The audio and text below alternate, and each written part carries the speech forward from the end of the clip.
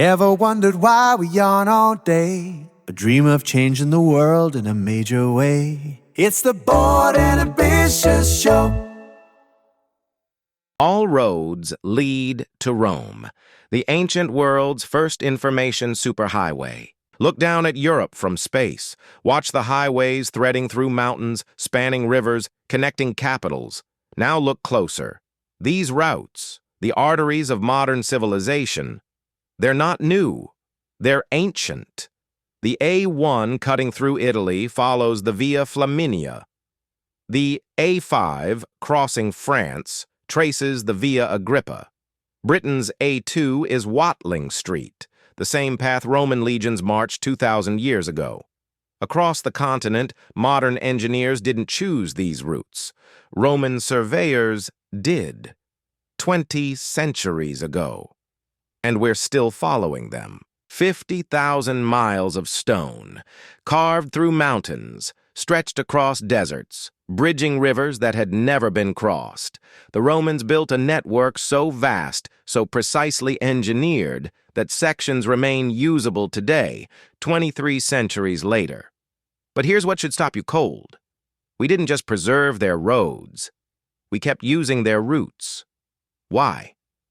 What did Roman engineers see in the landscape that we still can't improve upon? They didn't just build roads. They built the future.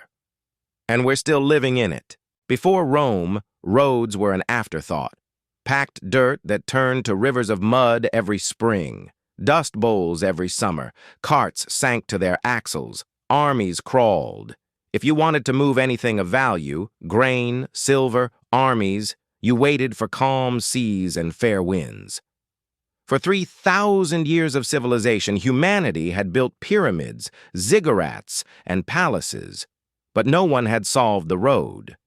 In 312 BC, one man looked at this ancient problem and saw something no one else had seen. Appius Claudius Caecus, the censor of Rome, a patrician with a radical mind. He would later go blind, earning his famous name. But his vision had never been clearer. While others saw roads as temporary paths, Appius saw them as permanent monuments. His proposal was audacious. Build a road the way you'd build a temple. Engineer it, layer it, make it last, not for decades, but for centuries. Rome had never attempted anything like it. Neither had anyone else. And so it began. 132 miles from Rome to Capua. Surveyors went first, wielding the groma, a simple wooden cross with hanging weights that could mark perfectly straight lines for miles. Then came the diggers. They didn't just clear a path. They excavated down to bedrock. Layer 1, massive foundation stones, locked together. Layer 2, crushed rock mixed with lime. Layer 3, gravel and sand, packed tight. And finally, the summum dorsum, fitted paving stones, curved slightly higher in the center so rain would run off into drainage ditches on either side. 5 feet thick in places, built to outlast empires. The Via Appia was complete, and it would still carry traffic 23 centuries later. The secret lay beneath the surface. Roman engineers didn't build roads. They built foundations for eternity. First, the statumen, massive stones locked together, anchoring everything above. Then the rudus, crushed rock bound with lime, strong as concrete. Above that, the nucleus, fine gravel and sand, packed smooth. And finally, the summum dorsum, precisely fitted paving stones, cambered to shed rain. 5 feet thick in places. Not a road, a monument you could walk on. This permanence came at a price. The finest Roman roads cost the equivalent of $1 million per mile in today's money. No civilization before or since has invested more in roads per capita. But the Romans understood something we often forget. They weren't building for the next decade. They were building for the next millennium. And they got exactly what they paid for. But the Via Appia was only the beginning. One road would become dozens. Dozens would become hundreds, and soon 50,000 miles of stone would bind 3 continents into a single civilization. It looks almost primitive. A wooden cross, 4 hanging weights on cords, nothing more. But in the hands of a Roman surveyor, this simple instrument, the groma, could do something extraordinary.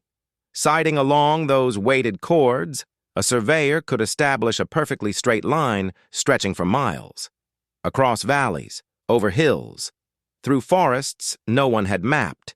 Low-tech solution, high-tech results. 2,000 years before GPS, Rome had already solved the navigation problem. Other civilizations built roads around obstacles. The Romans built through them. A hill stood in the way? Cut it open. A river blocked the path. Bridge it with stone arches engineered to stand for millennia, and many still do. A mountain slope threatened to crumble? Carve retaining walls into the living rock. The Via Appia, Rome's first great highway, drops just 22 feet in elevation over 350 miles. That's a grade so gentle you could roll a marble from one end to the other. These engineers didn't ask what the landscape would allow. They decided what the empire required. And then they made the earth comply. Make no mistake.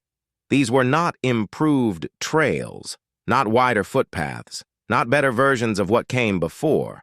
Roman roads were something entirely new, precision instruments carved into the landscape itself. Every problem had an engineered solution. Every obstacle, a calculated response. For the first time in human history, the land bent to the road, not the other way around. Every Roman mile, about 4,800 feet, a stone marker stood waiting, each one carved with essential information, distance to the nearest city, the emperor who built or repaired that stretch. Thousands of these milestones still stand today, scattered across 3 continents. For ancient travelers, they answered the questions that matter most. Where am I? How far to go? GPS before satellites, certainty carved in stone. 2 armies march toward the same battle. One follows a Roman road, fitted stones beneath their feet, mile markers counting down to destiny. The other struggles through open country, mud, rocks, rivers without bridges. The road army covers 25 miles before sunset. The other? 8 miles, if they're lucky. 3 times slower. In ancient warfare, that difference isn't just tactical, it's existential. The legion that arrives first chooses the ground, sets the trap, wins the war. Roman roads didn't just move soldiers faster, they transformed legions into something the ancient world had never seen. Mobile strike forces that could appear anywhere, any time, before the enemy even knew they were coming. Rebellion erupts in Britain. Within days, legions from Germania are marching north, not stumbling through forests, but racing along paved highways. Persian forces mass on the Syrian frontier. Reinforcements pour in from the Danube, 1,000 miles away, in weeks instead of months. No empire before Rome could do this. The Persians couldn't. The Greeks couldn't. Alexander conquered fast, but couldn't hold what he took. Rome held 3 continents for 5 centuries. The secret wasn't just superior soldiers. It was superior roads. The network let Rome concentrate overwhelming force at any threatened point, faster than any enemy could anticipate. But Rome moved something even faster than legions: information. The cursus publicus, the imperial post, was the ancient world's internet. Relay stations stood every 10 to 15 miles along major roads, each stocked with fresh horses, ready riders, food, and water. A messenger gallops in exhausted. 60 seconds later, a fresh rider thunders out, carrying the same sealed dispatch toward the next station. Day and night. Rain or shine. A message sent from Hadrian's Wall could reach the emperor in Rome in just 2 weeks. For the first time in human history, a government could actually know what was happening across a continent and respond before crisis became catastrophe. Before the roads, commerce clung to the coasts. Long-distance trade meant ships, slow, seasonal, at the mercy of storms and pirates. Inland communities lived in isolation, cut off from the wider world by the simple absence of reliable paths. Entire regions existed as economic islands, surrounded not by water but by the impossibility of moving goods overland. The Mediterranean wasn't yet a world. It was 1,000 separate worlds waiting to be connected. And then, the roads opened everything. Watch what flows along 50,000 miles of stone. Grain from the black earth of Egypt, enough to feed 1 million Romans, silver pouring from Spanish mines, becoming coins in markets across 3 continents. Amber, golden and ancient, carried 2,000 miles from Baltic shores to adorn Roman nobility. Wine from the vineyards of Gaul, pottery from workshops in every province, olive oil, marble, spices, silk that began its journey in distant China, passing hand to hand along roads that now connected east to west. The arteries of empire pulsed with the commerce of the known world. Nothing like this had ever existed. A continental economy, built one stone at a time. The effects rippled through everything. Prices dropped as competition reached places monopolies once ruled. Markets expanded beyond the local, beyond the regional. A craftsman in Londinium now competed with one in Alexandria. The entire Mediterranean basin merged into a single economic zone. 60 million people, 3 continents, one connected marketplace. Rome hadn't just built roads. Rome had built history's first supply chain, and it worked. The roads were never just about moving legions. They were investments in commerce, in connection, in the future. Trade built wealth. Wealth built more roads. More roads created more trade. A virtuous cycle spinning for centuries. The Romans understood something we sometimes forget. Infrastructure isn't expense. It's the foundation wealth is built upon. In the year 50 AD, a tent maker from Tarsus sets out to change the world. Paul of Tarsus doesn't blaze new trails. He doesn't need to. He walks Roman roads, from Antioch to Ephesus, from Philippi to Corinth, from Athens to Rome itself. Every city he visits sits at a Roman road junction. Every Jewish community he seeks out settled there because the roads brought commerce, and commerce brought opportunity. The new faith spreads at exactly the speed Rome built for, 25 miles a day.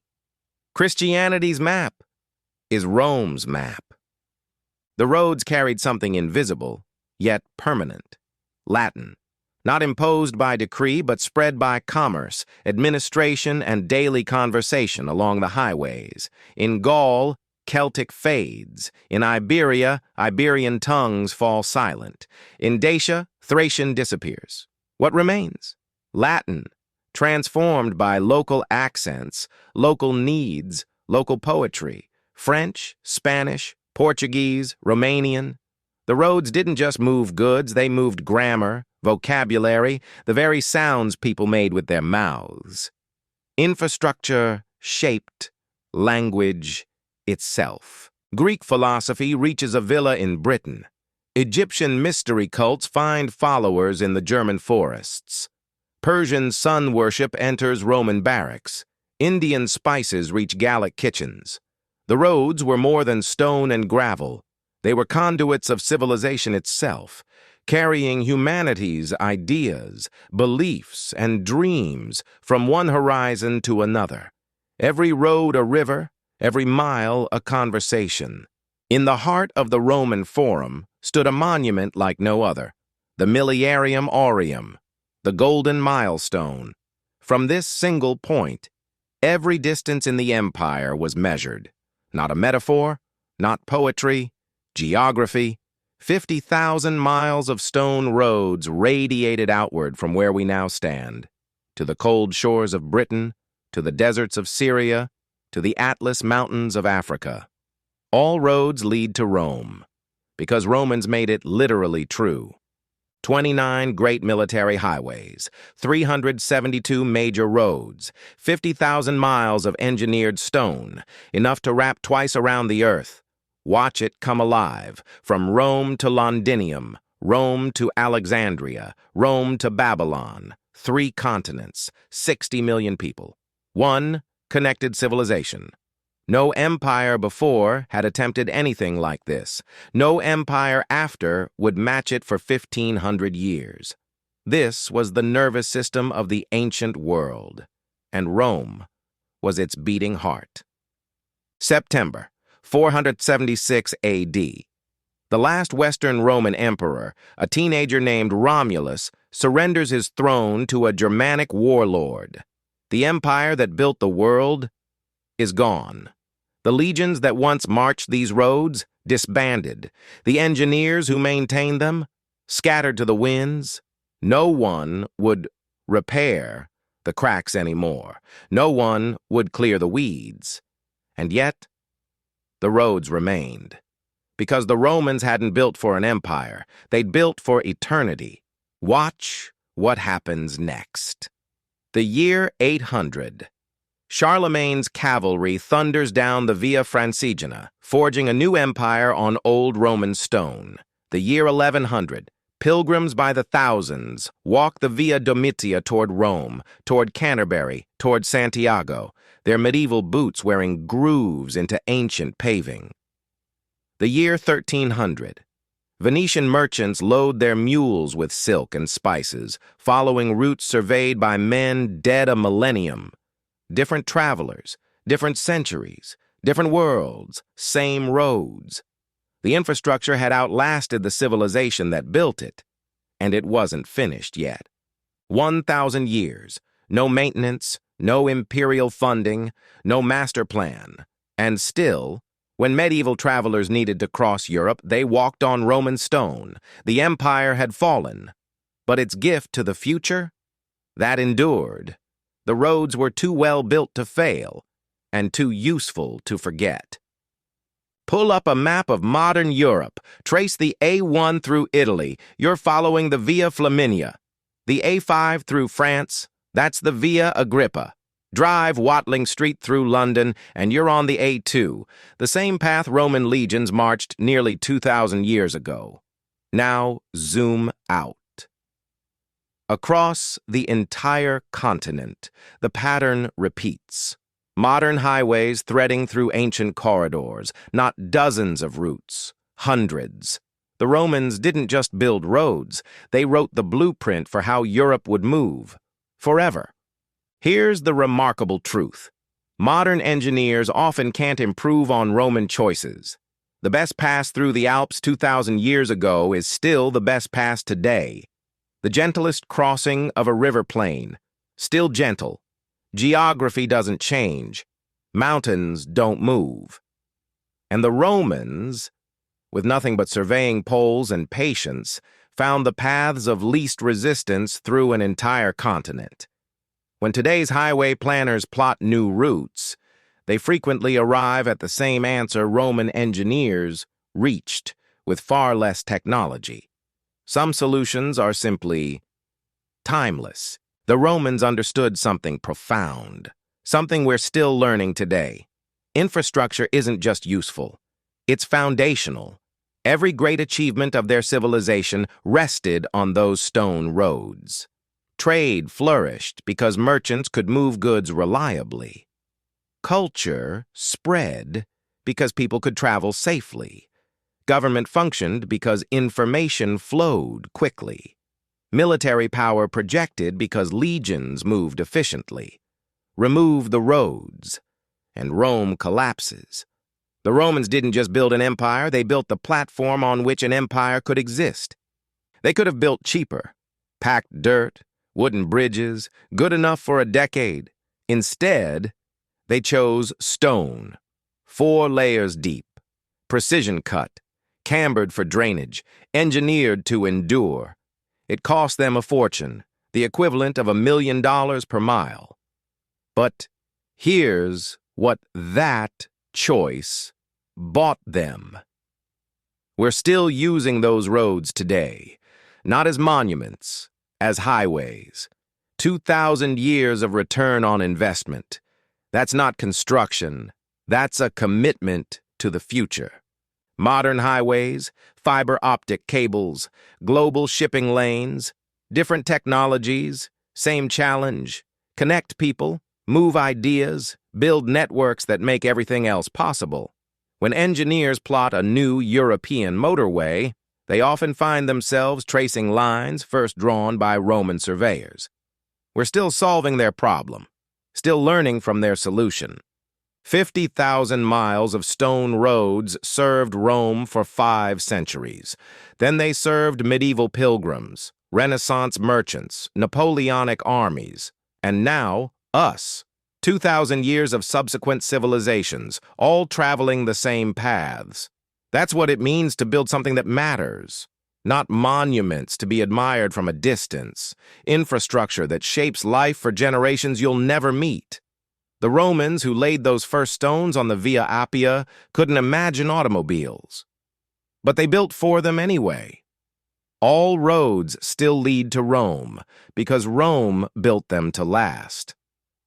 50,000 miles of road. 29 great highways radiating from one golden milestone, built to last decades, enduring for millennia. 2,300 years, and counting.